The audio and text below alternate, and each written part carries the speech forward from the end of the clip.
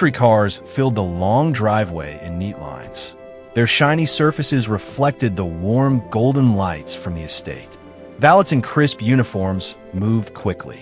They opened car doors, greeted guests with polite smiles, and kept everything running smoothly. This was no ordinary party. It was an event for the most powerful people in the city. Inside the mansion, soft music played in the background. It mixed gently with the low voices of influential guests. Crystal chandeliers hung from the high ceilings. They cast a soft glow over the marble floors and elegant walls decorated with fine art. Every detail showed careful planning. The flowers were fresh. The tables held the best food and drinks. Nothing was left to chance. This was a world of wealth and control. At the center of it all stood Mr. Kim, the billionaire host. He had built a vast empire through business deals in technology, real estate, and investments. People knew him as a success story. He appeared in magazines and on television. He gave money to charities and spoke about helping the community. Guests admired him. They respected his power. Some envied his life of luxury and influence. To them, he was untouchable. He moved through the crowded hall with calm confidence. He shook hands and shared quiet laughs. Everything felt perfect. But that night, something was about to change forever. The main doors opened once more. At first, no one noticed. Guests kept talking and sipping their drinks. Another arrival seemed normal at an event like this. The young man stepped inside. His name was Michael. He looked different from everyone else. His clothes were simple, a plain shirt and dark pants. His shoes were worn but clean. He stood tall with steady posture. His eyes scanned the room, not with wonder, but with clear purpose. He had waited years for this moment. Security guards spotted him right away. They were trained professionals, dressed in black suits. Sir, this is a private event. You must leave now. He did not argue. He did not move away. He simply stood still. For a few seconds, the situation stayed calm. The music continued. Conversations flowed. Then a strong voice cut through the room from across the hall. Wait! Everyone turned. Conversations slowed. Heads shifted. Mr. Kim stood near the grand staircase. His face looked composed, but his eyes locked onto Michael. There was something familiar, yet strange about the young man. Mr. Kim raised a hand and spoke again. Let him stay. Let him speak. The guards hesitated. They stepped back slowly. The room grew quieter. Tension began to build in the air. Michael walked forward. His steps were slow and deliberate. Guests watched closely now. Some felt curious. Others felt uneasy. This no longer seemed like a normal night. Michael stopped a few feet from Mr. Kim. The space between them felt heavy. No one spoke at first. Then Mr. Kim broke the silence. Who are you? His voice stayed calm, but a hint of caution crept in. Michael looked him straight in the eyes. You do not recognize me? The words hung in the air. A ripple of whispers moved through the crowd. Mr. Kim studied the young man more carefully. I do not believe we have met. Michael nodded slowly, as if he had expected that answer. Who are you? He took one more step forward. You promised us a good life in Seoul. The words were not shouted, yet they carried across the entire hall. The music seemed to fade. Glasses stopped clinking. The room fell completely silent. Mr. Kim's expression changed just a little. His jaw tightened. What did you say? Michael let the silence sit for a moment. Then he repeated the words. You promised us a good life. Education. Opportunity. A future. Each sentence landed like a stone in still water. Guests began to glance at each other. Whispers started. Something deeper was unfolding here. Mr. Kim stepped closer. Who are you talking about? His voice stayed controlled, but pressure showed in his eyes. Michael held his gaze without blinking. I'm talking about the children you sent away. The words hit harder this time. The crowd shifted. People leaned in. This was no longer a simple misunderstanding. Mr. Kim's posture remained steady, but his eyes sharpened. You need to be careful with your words. Michael did not back down. He spoke the name clearly. Mr. Kong. The silence that followed felt heavier than before. Mr. Kim froze for a split second. Recognition flashed in his eyes. How do you know that name? His question came quicker now, less steady. Michael reached into his simple bag. He moved slowly so everyone could see. He pulled out a plain folder. Security guards tensed. Guests held their breath. Michael opened the folder. Inside were documents, old photographs, and official records. He held them up. I know the name because you sent me to him. And many others too. Whispers turned louder. What is he saying? Is this real? Who is Mr. Kong? The billionaire's face showed the first crack in his calm mask. To understand the full story, we must go back 10 years. Michael was only 12 then. He lived in a poor neighborhood in Lagos, Nigeria. His parents had died in a tragic road accident. He and his younger sister had no one left. They struggled every day for food and shelter in the busy streets of Lagos. Life was hard, but they held on together. Then one day, representatives from Mr. Kim's international charity came to their area. They wore nice suits and promised hope. The Kim Foundation will give your children a better life, they said. Education in top schools abroad. Safe homes. A bright future in South Korea. Families trusted them. Mr. Kim's name meant success and global opportunity. Poor parents signed papers without question. They believed their kids would escape poverty and build new lives overseas. Michael and his sister were among dozens of children from Nigeria sent away on planes.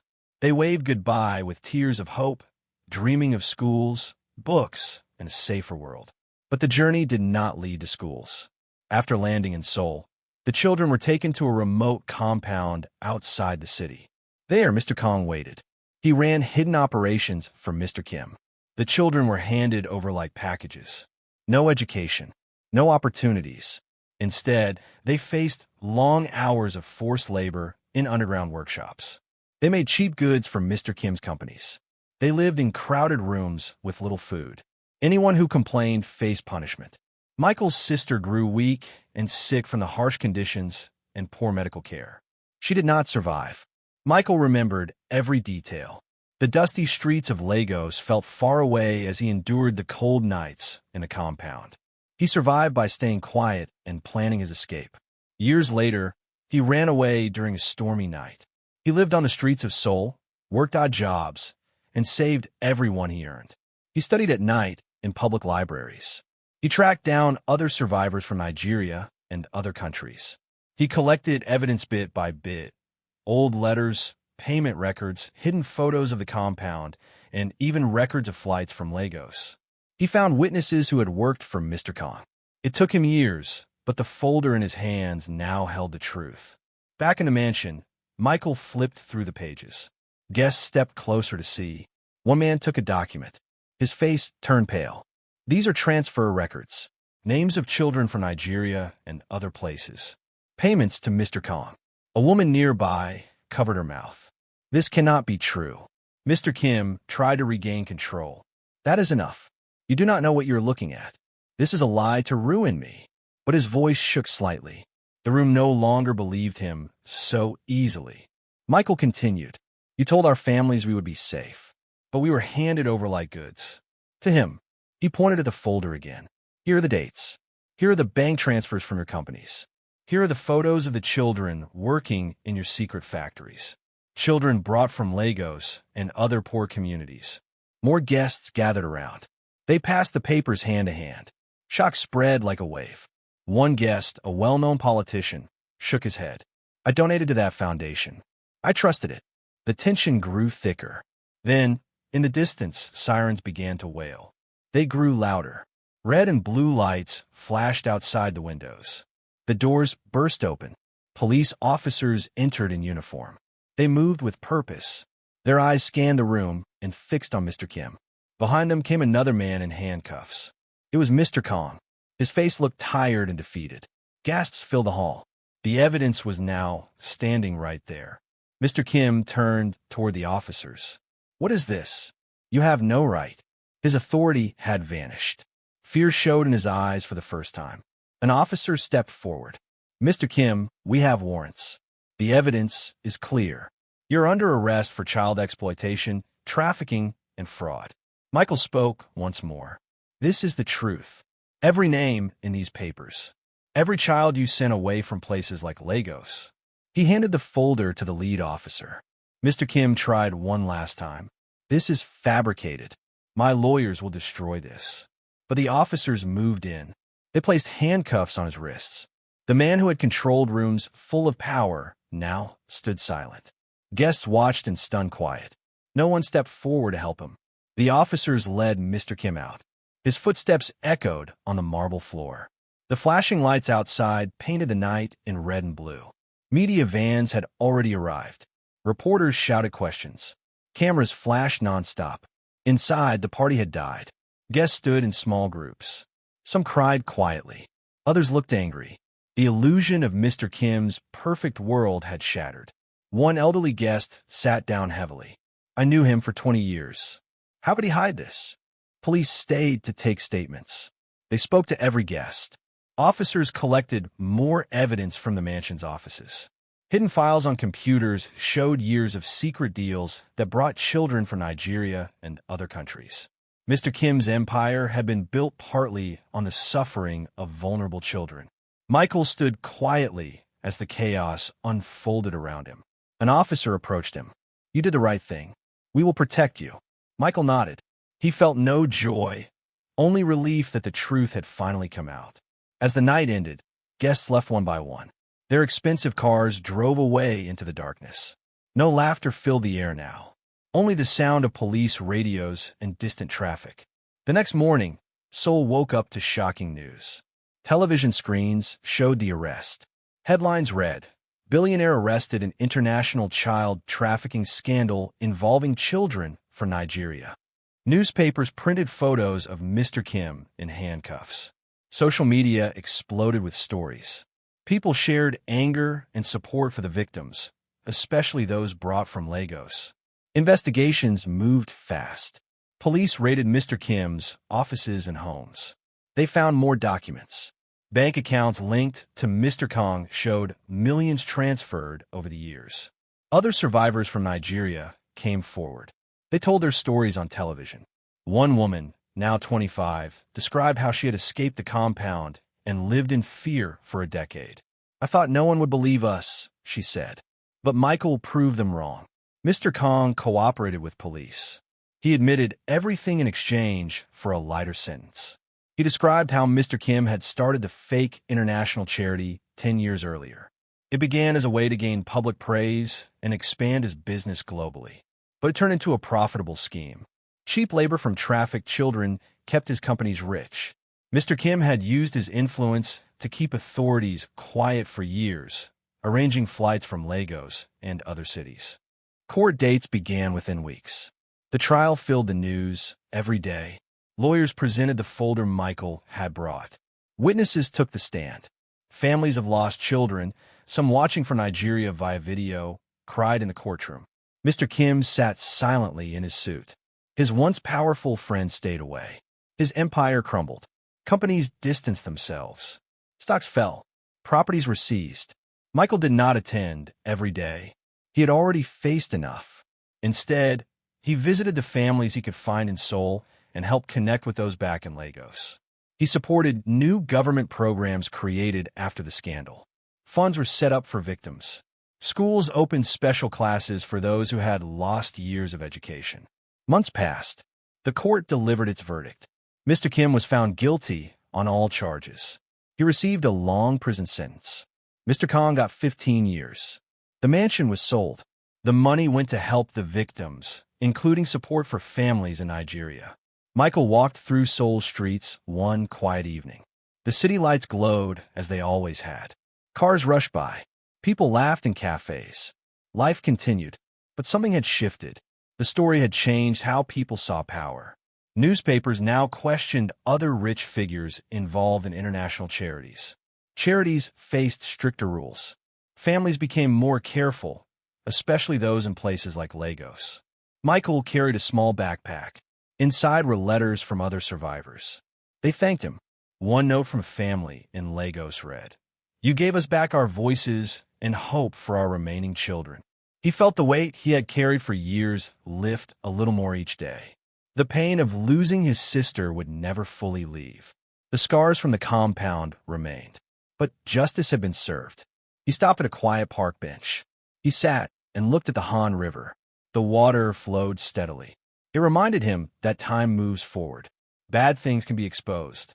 Good can still grow from pain. He thought of the hot streets of Lagos and the dreams he once had as a boy. News reports later showed the wider impact. Laws changed to protect children in international charities. More investigations opened into similar hidden schemes across countries. Public trust in powerful people dropped, but hope rose for those who had been forgotten, especially young victims from Nigeria. Michael never sought fame. He took a simple job in a community center that helped immigrants and survivors. He helped other young people who had faced hardship. He taught them to read and write. He shared his story only when asked. "The truth is stronger than any fortune," he would say. Years later, the mansion stood empty for a while. Then it became a shelter for children in need, including those from overseas. A plaque on the gate read, "In memory of every child who was promised a future." It served as a reminder that power without honesty always falls. The city of Seoul kept growing. Lights stayed bright. But for those who remembered that night, the story lived on. It showed that one brave voice, even from a boy who came from the streets of Lagos, could shake an empire. It proved that hidden truths eventually come to light. And it gave hope that justice, though slow, can still arrive. Michael continued walking forward. No fanfare, no cameras, just steady steps into a new chapter. The night that started it all had ended long ago, but its effects would shape lives for generations. The children who suffered now had a chance at real futures. Families in Lagos and Seoul found closure. And a young man who once had nothing showed the world that courage matters most. As the seasons changed in Seoul, spring flowers bloomed again. Children played in parks without fear. Business leaders spoke more carefully about ethics in global work. And somewhere in a quiet apartment, Michael sat with a book. He read about history and heroes who fought for the weak. He smiled softly. His part was done. The story was complete. The truth had won. How many more people do you think are still hiding secrets like this? Drop your feedback in the comments and tell me where you are watching from. Thank you.